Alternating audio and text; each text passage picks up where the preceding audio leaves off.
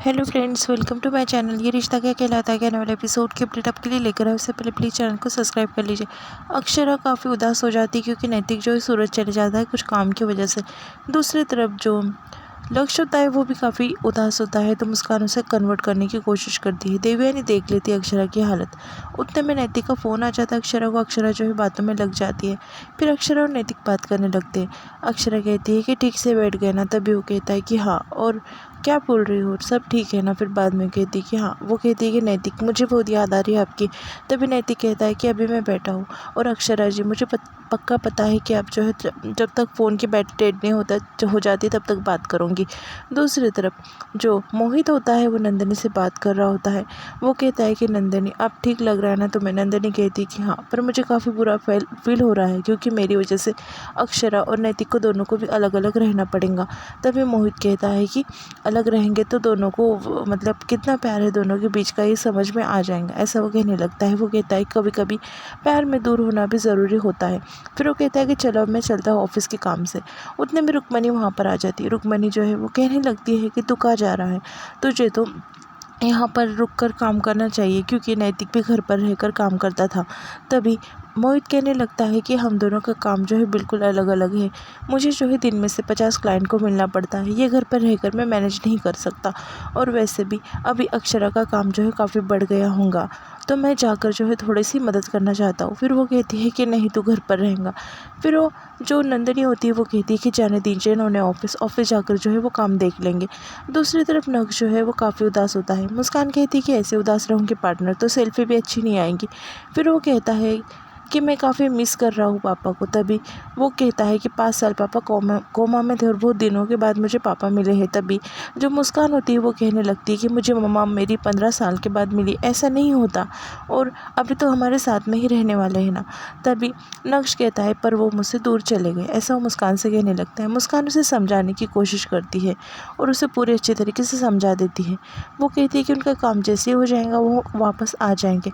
मुस्कान की बातें जो है नक्श सुन लेता है। फिर वो कहती है कि अभी चलो स्माइल करो। दूसरी तरफ घर पर जो है सब बात कर रहे होते हैं। अक्षरा की माँ जो होती है वो काफ़ी परेशान होती है नैतिक के लिए। फिर उसके घर में जो शोर होता है वो कहने लगता है कि पहले तुम परेशान थी कि जमाई सा कैसे जाएंगे, अब चले गए तो उनके लिए परेशान हो। उतने में वहाँ पर पम्मी आ जाती है, जसमीत की माँ। उसके चेहरे पर थोड़ी उदासी नज़र आती है। वो कहती है कि यहाँ पर गुरुद्वारे माथा टेकने आई थी तो सोच लिया कि बेटी से मिलकर जाओ।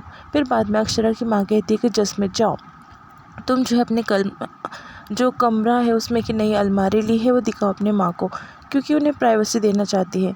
दूसरी तरफ सब घर में बैठे होते हैं। सब जो है वो काफ़ी नैतिक को मिस कर रहे होते हैं। भाभी माँ कहती है कि वहाँ पर कैसा होगा, क्योंकि नैतिक जो है वो ब्रश और कुछ सामान भूल जाता है। अक्षरा वहाँ पर बैठी होती है।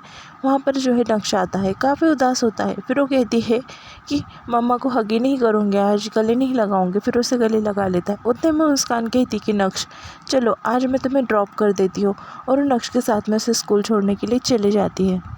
भाभी माँ जो है वो परेशान हो रही होती है। नैतिक को सामान भूल जाता है। फिर अक्षरा को फ़ोन कर कर कहने बोलती है देवयानी। दूसरी तरफ अक्षरा कमरे में जाती है, कैलेंडर की तरफ देखती है और वहाँ पर जो है डेट होती है उसके ऊपर मार्क कर देती है कि वो डेट ख़त्म हो गई है। अब नैतिक कुछ दिनों के बाद में घर पर आ जाएगा। फिर वो सोचती है कि काश मेरे बस में होता और सब डेट पर मैं जो है मार्क कर देती। दूसरी तरफ नक्श जो है वो चले जाता है स्कूल। वहाँ पर उसका जो है फ्रेंड आता है। फिर वो दोनों बात कर रहे होते हैं। वो कहता है कि मैं काफ़ी मिस कर रहा हूँ पापा को, पर मैं पापा के साथ में नहीं जा सका क्योंकि अब मैं घर में पीछे एक ही मैन बचा हूँ, इसलिए मैं नहीं जा सका और पापा ने मुझे अलाउड नहीं किया क्योंकि मैं 1 मैन हूँ अब घर में बस। फिर बाद में वो कहता है कि हाँ, वैसे मेरे पापा मुझसे ज़्यादा तुझसे प्यार करते हैं, ऐसा वो कहता है। फिर बाद में वो चले जाते हैं स्कूल के अंदर। दूसरी तरफ अक्षरा ऑफिस में जाती है। वो काफ़ी मिस कर रही होती है नैतिक को, और जसमीत जो है उसे दिखा देती है उसकी माँ पम्मी लेटर, करिश्मा का लेटर होता है जो नमन ने लिखा होता है, और उन दोनों के बीच में कुछ मैटर होता है, पर पम्मी को पता नहीं होता कि कौन सा लड़का है। वो कहती है कि कई और की कुड़ी है, उस माँ बाप ने इतनी जिम्मेदारी से हमारे पास रखा है और उसका अफेयर है। अगर ये बात जो है उसके माँ बाप को पता चल जाएंगे तो कैसा होगा जसमीत, मुझे काफ़ी डर लग रहा है, और पता है ना तो करिश्मा कितने गुस्से वाली है। तभी जसमीत उसे समझाती है। दूसरी तरफ ऑफिस का सब काम संभाल रही होती है अक्षरा। मोहित वहाँ पर आता है। तभी वो कहता है कि भाभी ठीक तो है ना, माफ़ करना, मेरे वजह से तुमको और जो नैतिक है उन्हें दूर होना पड़ा। पर बहुत जल्दी मैं यहाँ का सब काम संभाल कर जो है वापस नैतिक को यहाँ पर बुला लूँगा। फिर बाद में वहाँ पर जो है नमन आता है, नमन से बात वगैरह हो जाती है। वहाँ पर दूसरा एक स्टाफ आता है और वो कहने लगता है अक्षरा से कि प्रॉब्लम हो गई है। अक्षरा पूछती है कि क्या, तभी वो कहता है कि एक डायमंड जो है सेट से गायब है। फिर बाद में दूसरी तरफ जसमीत जो है अंशुमन को पूरी बात बता देती है कि करिश्मा का किसके साथ में तो भी अफेयर चल रहा है और मम्मी उसकी वजह से काफ़ी परेशान है और वो कोई सिंघानिया परिवार से ही है। कौन है ये पता नहीं है, हम डायरेक्ट बात करेंगे उनसे और हम बात भी नहीं कर सकते अक्षरा दीदी से क्योंकि वो नाराज़ है। ऐसे वैसे बात होती है। दूसरी तरफ नमन और स्टाफ का जो होता है वो इंसान वो अंदर आ जाते हैं अक्षरा से। वो कहने लगते हैं कि कैसा, किसने लिया होगा, क्या, सब डिटेल वगैरह कहते हैं जो डायमंड चोरी हो जाता है उसके बारे में।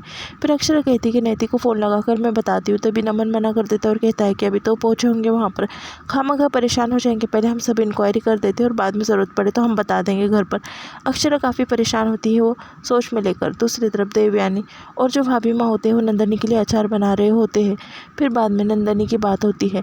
फिर भाभी माँ जो होती है वो कहने लगती है बहू जब पेट से थी तो मैंने लड्डू बनाए थे पर मुन्ना और जमाई साहब खा ले थे, ऐसा कह रही होती है। फिर एकदम से मतलब फिर देवयानी कहती है कि हाँ, फिर बाद में वो कहती है कि अब हम लड्डू अलग बनाएंगे मर्द के लिए और नंदनी के लिए अलग बनाएंगे। तभी भाभी माँ को रोना आ जाता है। वो कहती है कि लड्डू खाने के लिए मुन्ना तो यहाँ पर है ही नहीं। वो काफ़ी परेशान होती है। फिर बाद में देवयानी से पूछती है कि इतने साल तुम अपने बच्चों के बिना कैसे रही, ऐसे उससे बात करने लगती है। तभी वो कहती है कि भाभी माँ मैंने उसके बारे में कभी सोचा ही नहीं और वो दिन कैसे काट लिए मुझे समझ में नहीं आता। फिर भाभी माँ कहती है कि वैसे भी मैं तुम्हें याद नहीं दिलाना चाहती थी पर वो मुन्ना गया है ना। अक्षरा वापस से फ़ोन लगाती है नैतिक को और पूछने लगती है कि तुम पहुंच गए क्या। तभी वो कहता है कि हाँ, तो मैं कैसे समझा। फिर वो कहती है कि मैंने जब तुम्हें फ़ोन लगाया था तो गुजरात में मतलब बात किए जा रहे, वो फ़ोन के ऊपर बात हो रही थी, इसलिए मुझे समझ गया है कि तुम पहुंच गए। तभी नैतिक कहता है कि ठीक है, मैं जो है वो वहाँ पर एड्रेस पर जाकर जो है अक्षरा तुमसे बात करता हूँ और वो फ़ोन रख देता है। तभी नैतिक को एड्रेस की चिट्ठी जो है वो खो जाती है। नैतिक के यहाँ से नैतिक ढूंढने लगता है, उसे मिल नहीं रही होती। सामने जो है वही घर एक नज़र आता है, वही नाम का। तभी नैतिक सोचता है कि शायद यही नाम होगा और वो घर की ओर बढ़ने लगता है। वो सोचता है कि जाकर मैं पूछ लूँ। जैसे ही दरवाज़ा खुलता है वहाँ पर दो लोग खड़े होते हैं। नैतिक सोचने लगता है कि ये कैसे। फिर वो कहते हैं कि अंदर आओ, गुजराती में बात करते। तभी नैतिक अंदर आ जाता है और उसे थोड़ा सा कुछ अजीब महसूस होता है। वहाँ पर जो है बहुत सारे लोग बैठे होते हैं, फैमिली बैठी होती है। वो नैतिक का अच्छे से वेलकम करती है। नैतिक वहाँ पर जाकर बैठ जाता है और उसे लगता है कि गुजराती रिवाज वगैरह है पर नैतिक को समझ में नहीं आता कुछ। वो कहते हैं कि क्या काम करते हो। फिर नैतिक कहता है कि इससे मतलब क्या है, वैसे ऐसे बात होती है। पर वो गलत घर में चले जाता है, गलत एड्रेस पे, जहाँ पर जो है लड़का लड़की को देखने आने वाला होता है। तो नैतिक को लड़का समझने लगते हैं। फिर बाद में लड़की के बारे में बात करते हैं। नैतिक कहता है कि मुझे जो है गुजराती नहीं आती है, हिंदी में बात करो। तभी वहाँ पर जो है लड़की को बुलाया जाता है और लड़की के बारे में जो है हिंदी में बात करते हैं। रुक्मणी मतलब वो लड़की के बारे में बात करते हैं। तभी नैतिक एकदम से शॉक्ड हो जाता है। वो सोचता है कि मैं गलत घर में आ गया और वो सोचने लगता है कि क्या। और यहाँ पर एपिसोड जो है वो ख़त्म हो जाता है। प्लीज़ चैनल को सब्सक्राइब कर लेना। Thank you.